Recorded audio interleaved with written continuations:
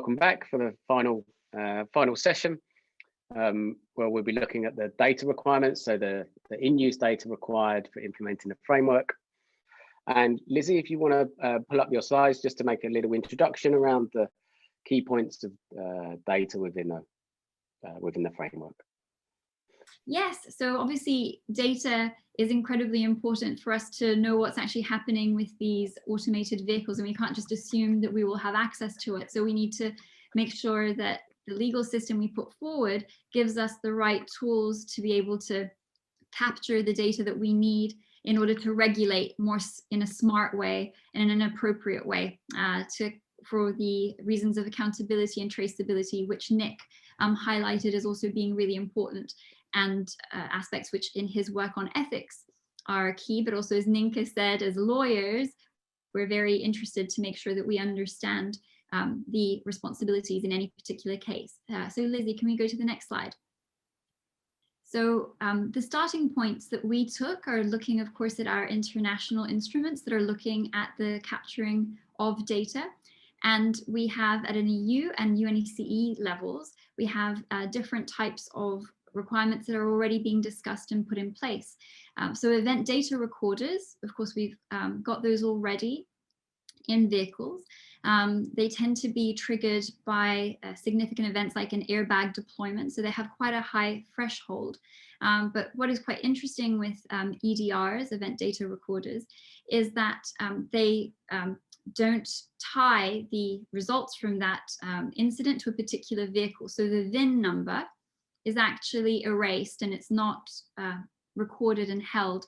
And this is a trade-off with privacy requirements, which have been agreed, but that poses some quite significant barriers to incident investigation. So if you have data from event data recorders, and as a regulator, you're seeking to regulate the vehicles, but that data is anonymized for good reason, then it is quite difficult to also make appropriate actions, if you will, in respect of the data from incidents. And then you also have, specific to automated driving, data storage systems for automated driving, DSSADs.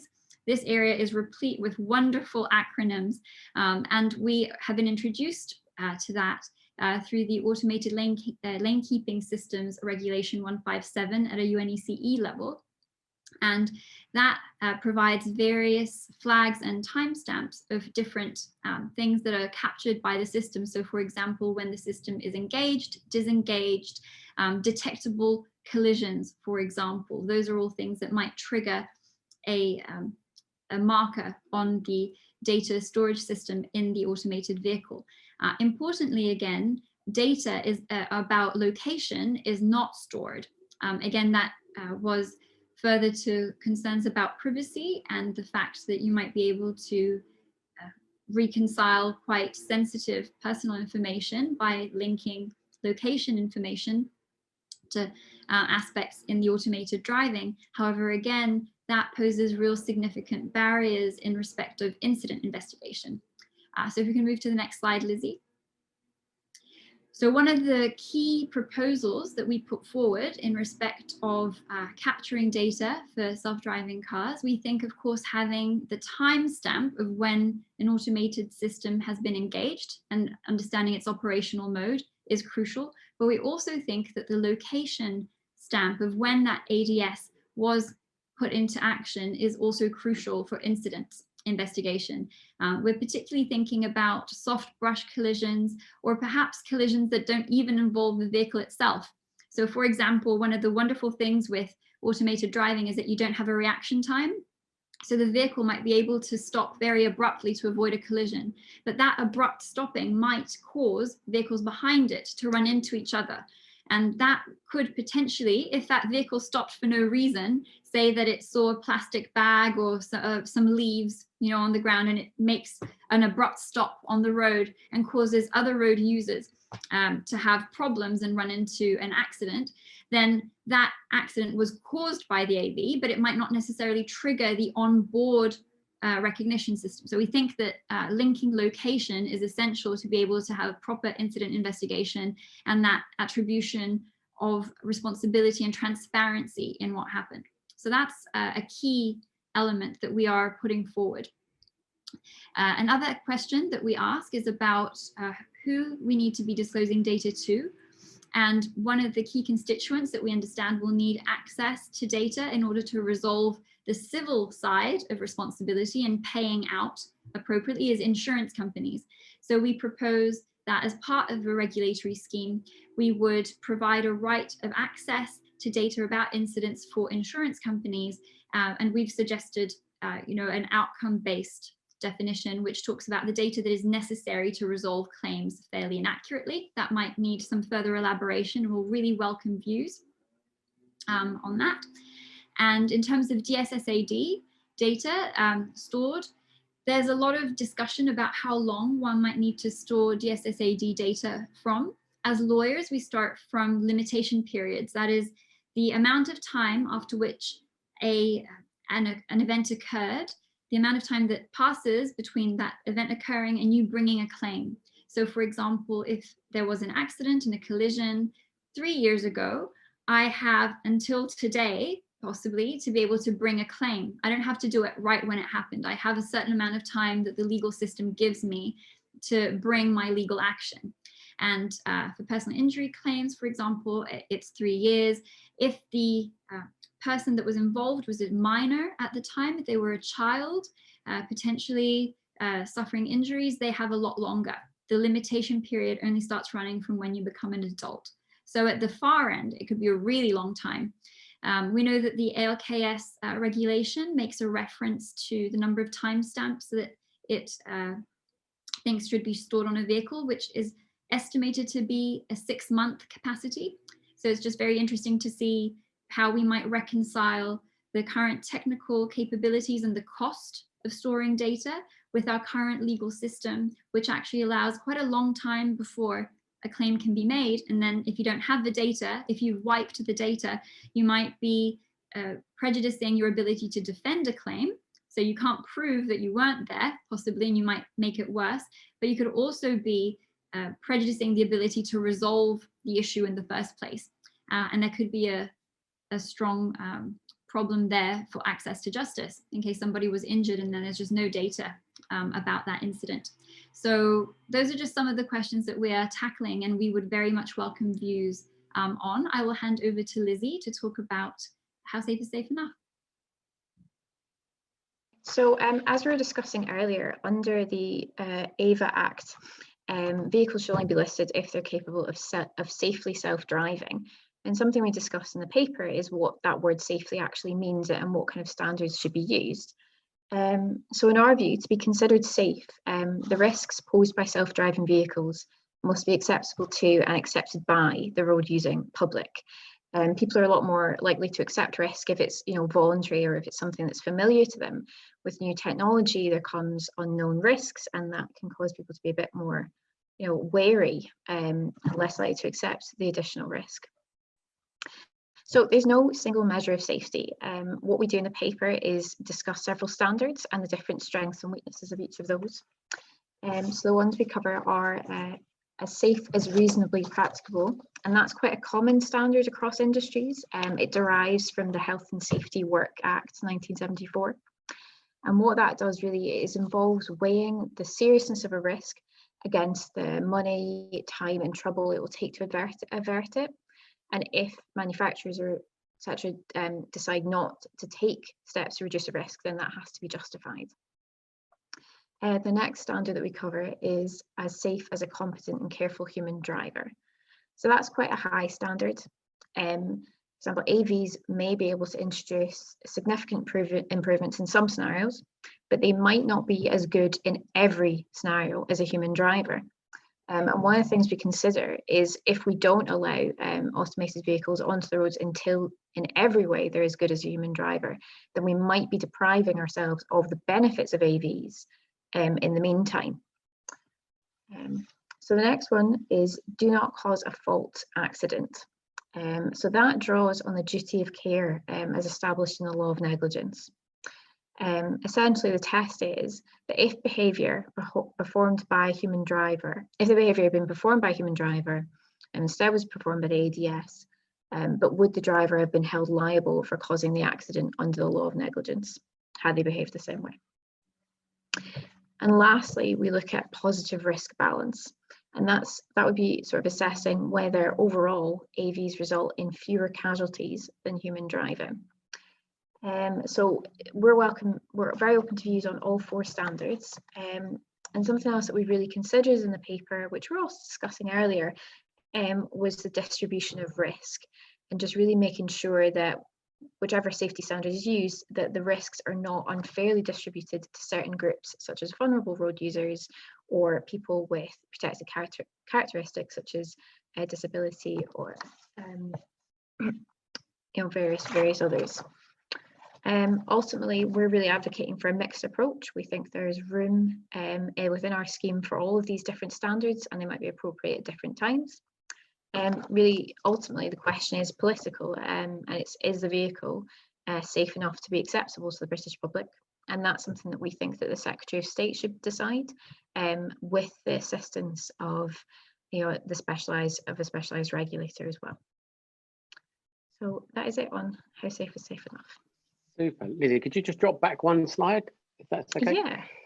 So Jessica, when we go back, I think we've had this discussion before, the reason we raised the Molly problem was specifically around some of the limitations that exist around EDRs and DSSAD. So the potential for a child collision or an impact with a pedestrian that isn't detected because it's not sufficiently high in its acceleration to trigger a non-reversible restraint, for example. So there's that very real likelihood that you could have a collision with a child and it not be detected either in the EDR or in the DSSAD.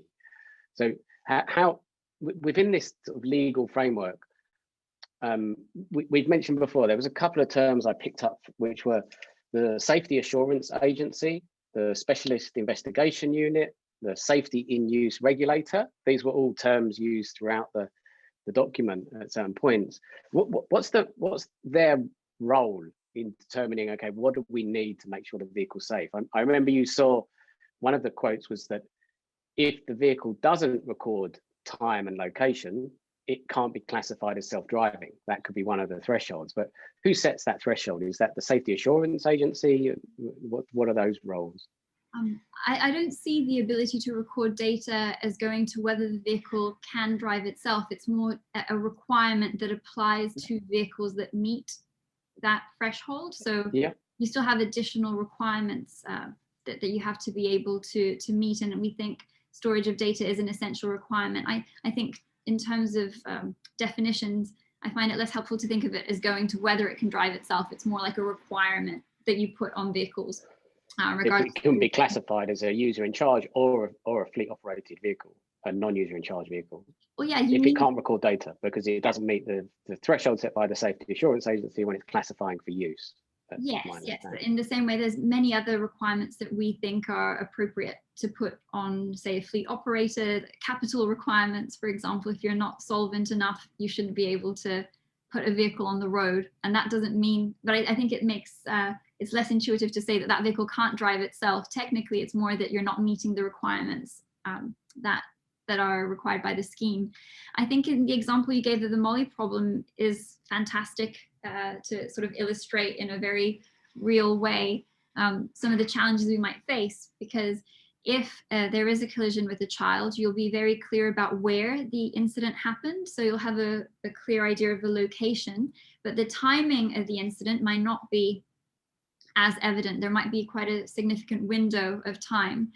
And so if you're doing an incident investigation to understand, what occurred and what happened, because if the vehicle just drove away, then it would just be initially, you wouldn't even know that a self-driving car might have been involved. So it could be quite broad at the beginning. So keeping an open mind. The idea of being able to store time and location data when the ADS is engaged is such that as part of incident investigation, you'd be able to identify where the fleet of vehicles was, if it was like a no user in charge vehicle, for example. And if it was a user in charge vehicle, then you would use usual mechanisms, like if anyone saw the license plate or whatnot, and you'd be able to interrogate the user in charge. But if you don't have a user in charge, for example, then it just becomes impossible, to make any nexus with the vehicle. So we think that having a location stamp of when the ADS was engaged is really important. Also, thinking especially of user in charge vehicles, you wouldn't want the situation where an incident occurred and the user in charge just quickly turns on the ADS right afterwards, causing confusion about whether the ADS was engaged at the time of the collision. So knowing the location can help triangulate things and have better transparency and accountability. Yeah, I think it's a really interesting point, though, that you make the data part of the approval process, if you like, the authorization for use. So that's a really key point I think I wanted to pick out in the framework. Yeah, and I think also the ALKS regulation, I have to stress, it's not just our idea. Of course, the ALKS regulation is the one that put forward the Dssad, and it's a really important part of that regulation. And we basically take that on board and work with that, but also identify this additional need that we perceive, especially for those collisions that, as you say, Bryn, may not be obvious and detected by the vehicle. Yeah, and going back and looking at the discussion we had earlier, if there's a difference in mode between user in charge and non-user in charge mode, at the moment the Dssad doesn't really have a concept of that. As far as I understand, it's got one mode and it determines whether it's in or out of that mode. But what we were discussing earlier was that ability to put it into a user in charge mode or a non-user in charge mode. So how would that be handled? Would that need an extension to the existing regulation? No, what we suggested is that when you come for authorization, the vehicle would be authorized as only lawfully used with the user in charge. That's one possibility. So some vehicles, and I'm thinking, for example, it's possible that, say, Tesla or whatnot, it might be only authorized in that mode. It depends on the capabilities, of course, but that's a possibility. So some vehicles will only ever be lawfully used with the user in charge on board. So that's simple, because that vehicle will only ever be operable if there's a user in charge with it. But you'll have, as you were saying, Bryn, some other vehicles that might be more flexible in their use, in which case they would be authorized as lawfully used without a user in charge. So it is absolutely possible to have a passenger passed out in the back seat, and if it's a no user in charge vehicle, there's nothing ostensibly wrong with that, because there's a fleet operator that is accountable and responsible for the vehicle while it's in that mode. If it was a vehicle that could switch between modes and also have a user in charge, then that would be something that would, within the safety case, it would need to be outlined, and I think it would need very clear accountability and systems in place to make sure users weren't confused, because I think that would be a real risk with those systems, that they misunderstood when maybe they might be responsible and when instead it's in no user in charge mode and the fleet operator is doing all the supervising. But I think that's more a question of the safety case. And then, of course, it would need to be reflected in the way that data was stored. Yeah, and as it is at the moment in terms of the data, so you say with the EDR, is it effectively that's a requirement for all passenger vehicles? Not sure if it applies to commercial. I think it's just from passenger at the moment. But you would make that a requirement for all classes of vehicles, so that would include freight vehicles and buses as well. Yes, I think if the vehicle can be in self-driving mode, we think that it's important that it's clear that we have good accountability and transparency about when the vehicle is in that mode, regardless of the use case. So yeah, that's something that doesn't depend on the use case. Yeah, and the same for collision data though, Jessica, is that you're expecting the EDR capabilities, data recording under collisions, to be the same across all fleets of vehicles, doesn't matter the category. There might be more data that you need for certain ODDs and use cases. It's not really for me, that's more for the experts to decide at the time. I think we're trying to identify the absolute bare minimum that would be required in order to support an incident investigation.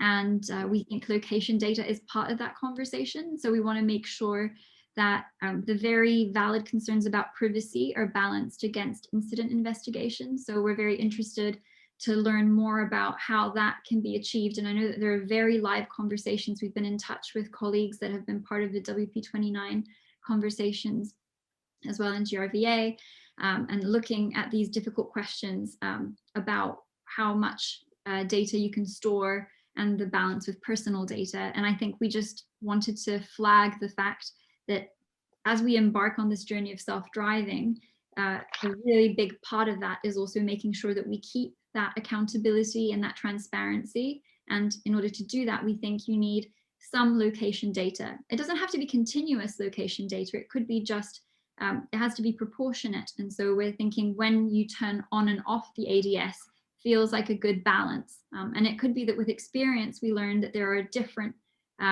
requirements that make sense, but that's what we're consulting on. That is what we've suggested. But as you were saying right at the start, we haven't made up our minds on any of this, and we really welcome views about the best way to balance. Yeah, and I think what was interesting, you go back and you look at the requirements for fleet operators. There was a requirement to report collisions, but also near miss events.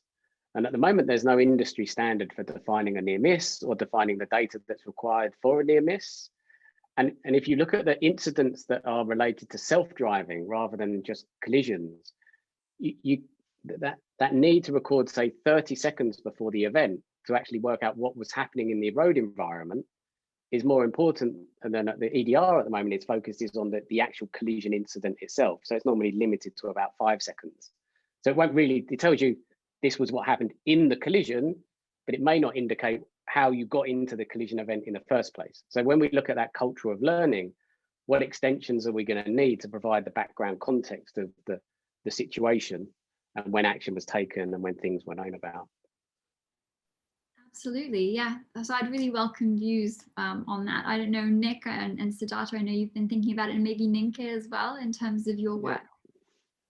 I think just building on what Bryn was saying, there's some work that the UK is doing as part of the BSI and CCAV activity around PAS 1882, which is trying to develop a set of data that needs to be stored and curated as part of incident investigation. But I would caveat that by saying that that's actually for trials.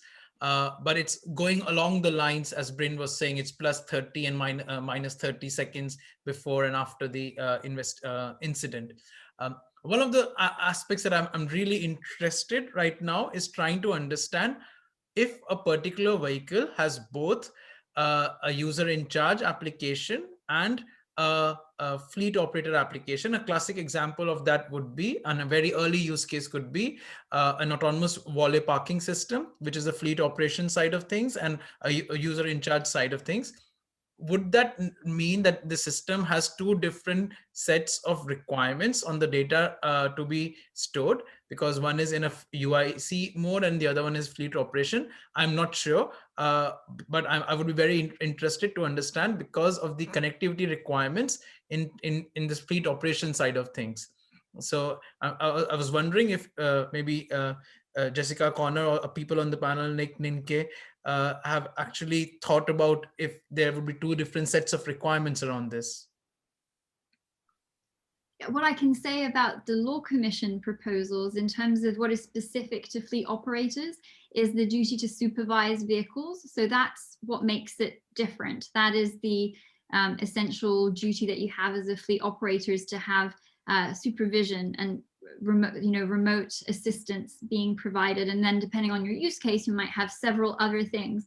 So you need to have capabilities to help passengers and whatnot. And you need to, of course, be able to also demonstrate that you are complying with those obligations.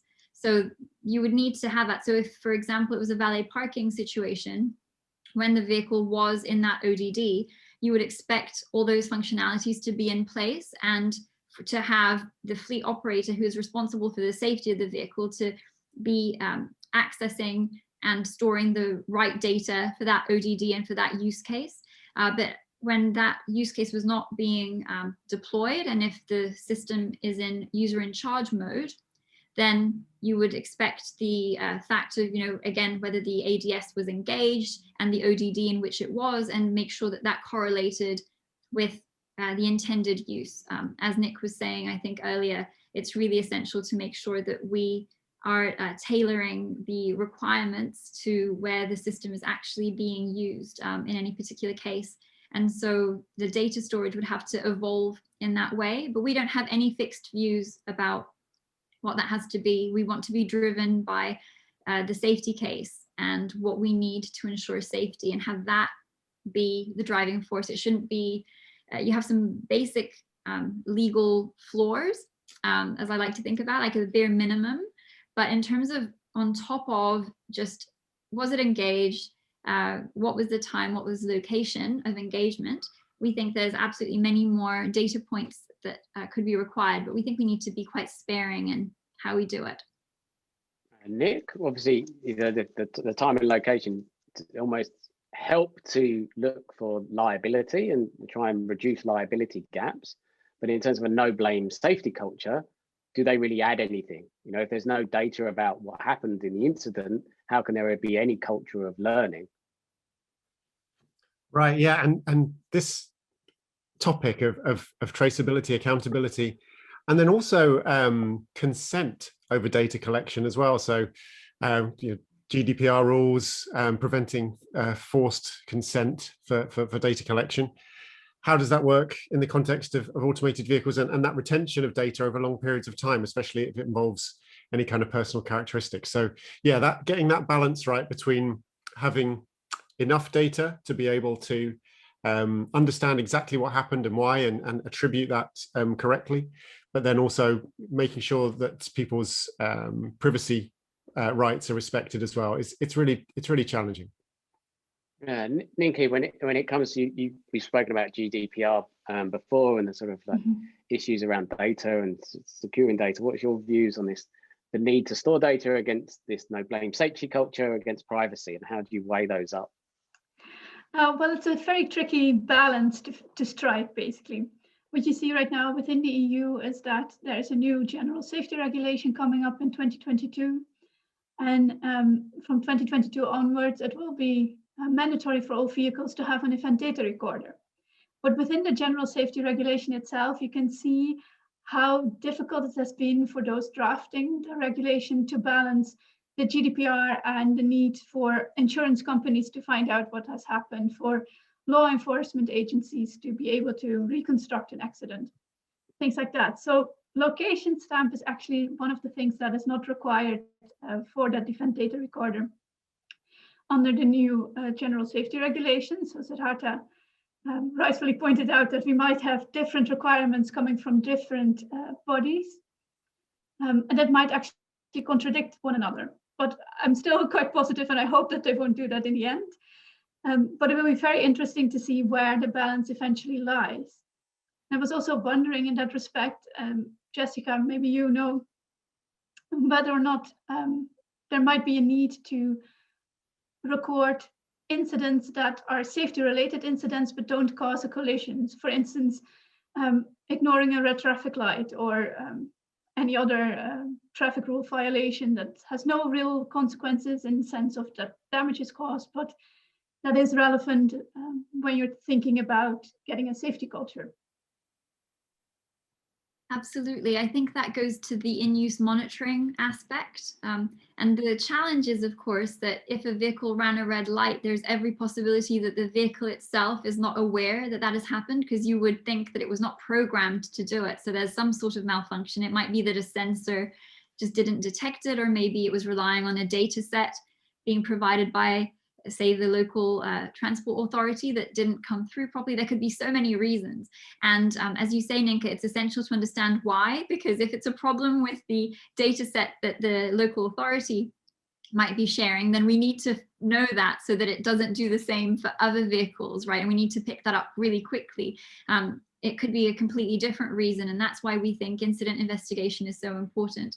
And the DSSAD and event data recorders are part of it, but they're not the entire solution. And of course, we need to triangulate data from other sources as well. And that's going to be a challenge. And it will be one of the things that we were wondering was, for example, if a automated vehicle were to pass too close to a pedestrian and startle them, and make them feel really unsafe, that would be something of concern, right? Because that person may not feel they're able to use the road anymore. Certainly if that person has a disability, that could have an even worse effect. How can we make sure that we pick those things up? It's already a problem today with vehicles. Sometimes it's difficult to report incidents. And I think it becomes even more important with self-driving. So we need to get creative about making sure that we have good ways of picking up things that might have gone wrong, like traffic infractions, or potentially making other road users feel unsafe.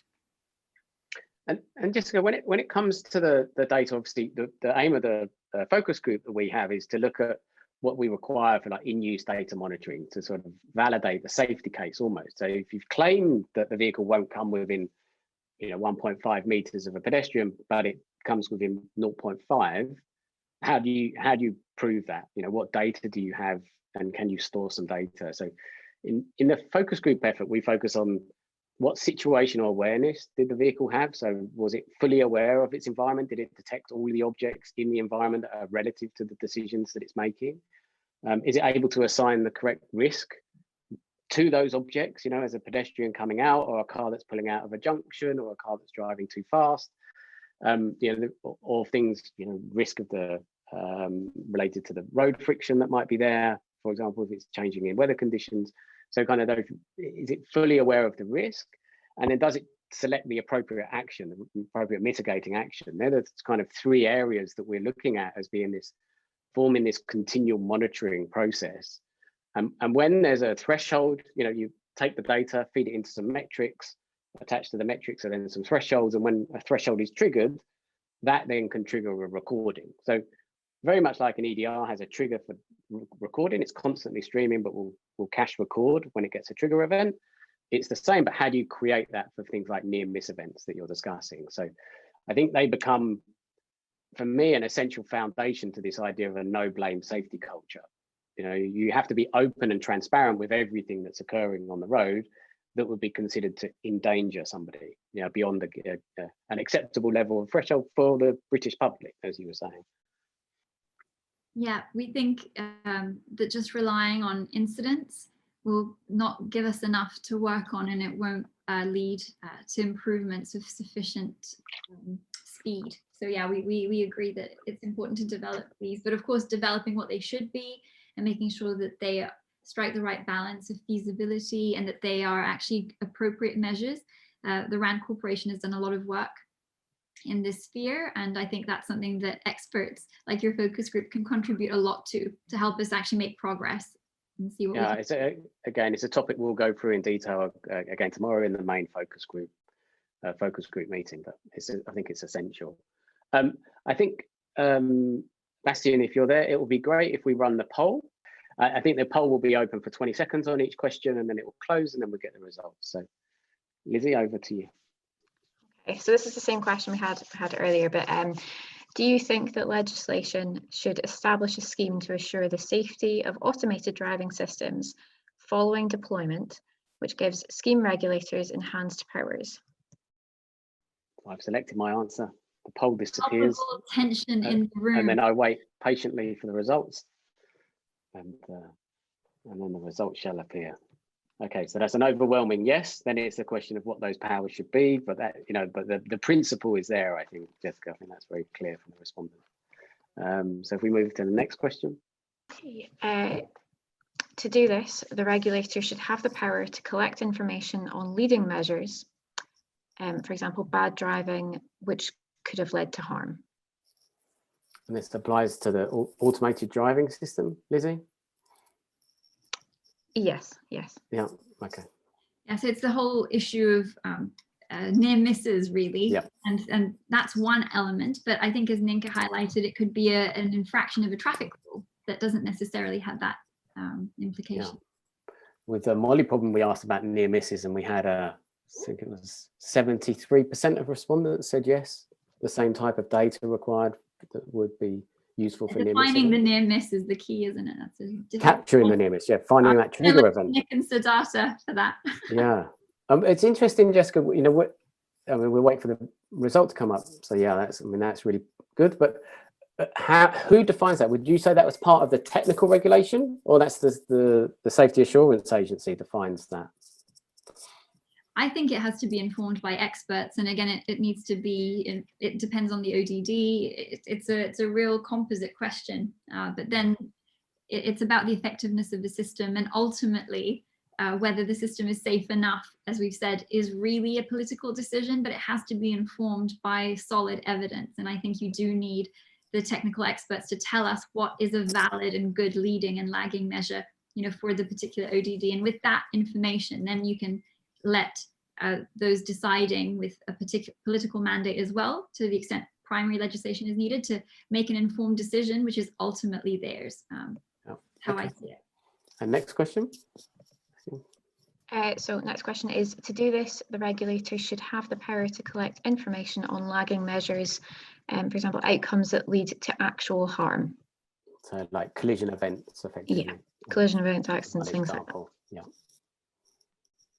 Because one aspect that I've noticed a lot is the preference for self-reporting, you know, as a mechanism, whereas I think we're trying to highlight the active responsibility that the regulator should have to identify such events and not just rely on self-reporting. So I think otherwise it looks like it's quite clear. Of course, we need information like that, but how do you get it, and how much do you rely on the regulatory system in helping make sure that that happens? Yeah, and that's the power to say to the ADSE, you need to provide me with this information, you need to be able to run these metrics and then report against those metrics, but it's defined by the safety regulator at that point. So there seems to be overwhelming support for that as well, which is great. And then the next question.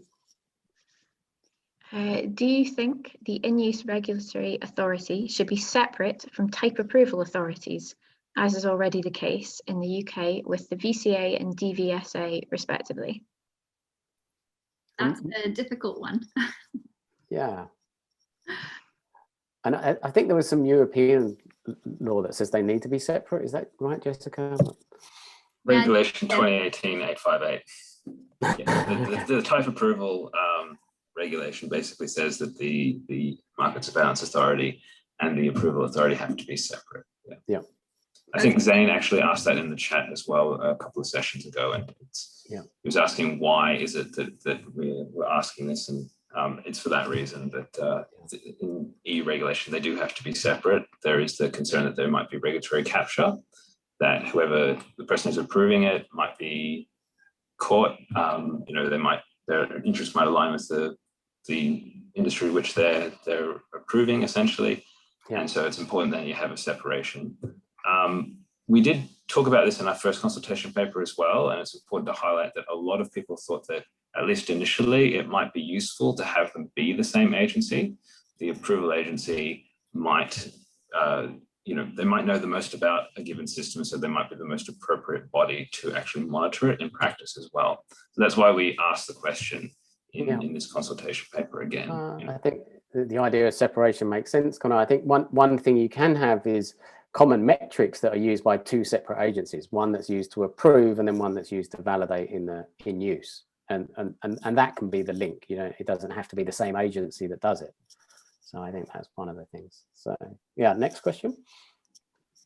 Do you think a specialist incident investigation unit should be set up to analyse data on collisions involving AVs? So rather than the police, which are the responsible at the moment for so it'd be a separate unit, and the aim would be that they could sort of build up technical expertise, you know, as time progressed. Yeah. And that doesn't necessarily replace the police. It can be a supplement to a police investigation, but with more specialist skills. Yeah, okay. I think we have overwhelming support for that as well, which is great to see. And the next one. Okay, do you think a specialist incident investigation unit should be set up to investigate the most serious, complex, high-profile collisions? When I saw this question, I was interested in what they would be. So I thought like a multi-car collision on a motorway might be one example, or obviously a pedestrian impact that involves multiple pedestrians. You know, a car's mounted to pavement, a bit like when we've had someone that's had a heart attack in a commercial vehicle and it's killed multiple pedestrians, that type of incident. But I think what's also interesting is when you try to scale that and you say, should it only be those high profile accidents that are investigated? You know, what do we do with that near miss data? You know, and who's investigating those? Because that's a completely different scale problem. So that's that's another clear response there, which is great to see. So I should highlight that, of course, these questions are indeed very high level. In the paper, we have a lot of subcategories. You know, we say what leading measures, what lagging measures should you need. I think it's quite tricky in a webinar format with trying to include as many people as possible that may not have read, you know, our 300 plus pages, and to bring everyone together at sort of a level where we can have a conversation. But of course, we would really welcome much more specific views about, you know, the devil lies in the detail. Indeed, the angel lies in the detail. Like, the good comes from being more specific about stuff. And that's what we really welcome. So if you are able to send us your views and responses on these issues, hopefully we've whet your appetite about the kinds of questions we're asking. But it's not, obviously you can't draft legislation just uniquely on these big premises. You need to get a bit more specific, although again, not too specific, because then you risk excluding things and hindering innovation. So I think we're trying to navigate that, but this is really just intended as whetting your appetite and encouraging you if you want to graduate from our shorter paper. So this is the one Bryn, I think, was mentioning before. So it's not, you know, it's achievable. Like, it's still hefty. It's over 50 pages, but still. But then if you're interested, we've got a much more granular discussion of all the issues in here. And in your responses, it's not yes, no. You are absolutely encouraged to tell us about good evidence, good analogies, all the different points, even if we framed the question in a way that you don't agree with. All that is obviously possible in a consultation response. And that's what we really value. So if you're able to help us, we would really appreciate that. Lizzie, if you want to read that one. Sure. Do you think a specialist incident investigation unit should be set up to make recommendations to improve safety without allocating blame? So kind of the core to that no blame safety culture, really. And really in the vein of other accident investigation branches, I should add, all these questions are getting to that. You know, you have the aviation investigation branch, you have a maritime investigation branch, and a rail one as well now. And they're all aimed at promoting a no blame safety culture, producing independent reports which have lessons learned in them. So this is what these questions are getting at. Yeah, so that looks very positive. So 86% of people said yes for that, which is interesting. Do you think that for a vehicle to be classified as self-driving, it needs to record the location as well as the time at which the ADS is activated and deactivated? Super. Yeah, so 84% of people agree with that, which is really interesting. I think that aligns actually with, we had 88% of people believe that, you know, with the Molly problem, if the data isn't being recorded, then the vehicle shouldn't be on the road. So it aligns with the data that we acquired as well. So last question, I think. Do you think that DSSAD data should be stored for 3 years? Now that one's controversial. That one's difficult. I mean, DSSAD data is quite limited. It's when you then need the data required to do a proper accident investigation is when it sort of starts to scale, and you start to look at, you know, what do you actually mean by what data is required. So, but for DSSAD data alone, we understand from industry is pretty intensive to store for such a long time. That's certainly the feedback we've received. Yeah, and it's only, I think that split a little bit, Jessica, between a vehicle that's personally owned, that might have level 3 functions, compared to one that is an automated vehicle, you know, and the cost of the system is actually what the person can afford is vastly different. So I think you get into a conflict there between what's required and what people are willing to pay for, basically. So yeah, I think that's probably where that split comes in. Super. Excellent. Well, I mean, it's been a fascinating 3 hours. We had loads more content that we couldn't get through, which we said right at the beginning when we were doing the pre-talk that was most likely to be the case. It is a fascinating discussion. I'm sure we could come back and do another one, and we'd be very happy to do so, actually, Jessica. Once you have the feedback from the report, come back and do another one and explain what the feedback has been. I think that would be fascinating to everybody involved in this particular panel. So any closing remarks from anyone? A big thank you from me. Super, thank you. I think for me, it's the challenge here is getting the balance right between aiming for perfect, but not throwing out the opportunity to improve. So getting that balance right. Yeah. Siddhartha? The same thing. I think it's a very important piece of work. Regulations are and could be an enabler or could be a blocker. And I think that's the balance that Nick is suggesting. I think, and trying to get our use cases right. I think that would be key over here. Regulation for the right use case would be a boon for the UK. Yeah, Ninke? Thank you all very much. It's a very interesting consultation paper with lots of interesting new ways of thinking about automated driving and the legal framework surrounding it. So I'll be reading it very carefully once again. Thank you. Excellent. Well, and thank you to everyone from the Law Commission for joining, Jessica, Lizzie, Connor. Really appreciate that. We've obviously got a load of questions that have come up. Some have been answered, some haven't been. We have a load of chat. We have the poll results. I think what we'll do as organisers is download all of that information after the event, collate all of that information and put that together. And then hopefully we can provide that to the Law Commission as a source of evidence for your feedback. So. Thank you so much. And the questions often, that's where the real skill lies, in asking the right questions as well. So we really look forward to your questions too. Excellent. You should be thinking of. And super, I'd just like to say thank you for the ITU team behind the scenes that we've been talking to, that have organised everything, pulled it all together. We couldn't have done this without you, so that's very much appreciated to the whole team. Thank you to all of the attendees. Thanks for all of your comments and all of your questions. And have a good evening, afternoon or morning, depending on where you are. Thank you, Bryn. And I just want to say a big thank you also to everyone, including the experts who joined us on the panel today, as well as the participants who helped make it such an interesting discussion in the Q&A and the chat. It was constantly moving and a lot of good dialogue. And also I'd like to encourage everyone to check out the AI Summit's program page to see all of the upcoming and past content on this topic and on other topics.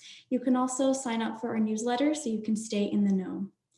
And with that, we have reached the end of this webinar. I'd like to thank again everyone involved, so panel participants, sponsors, partners, and our co-convener, Switzerland. Thank you, everyone. Thank you very much, everyone, and we hope to see you again soon.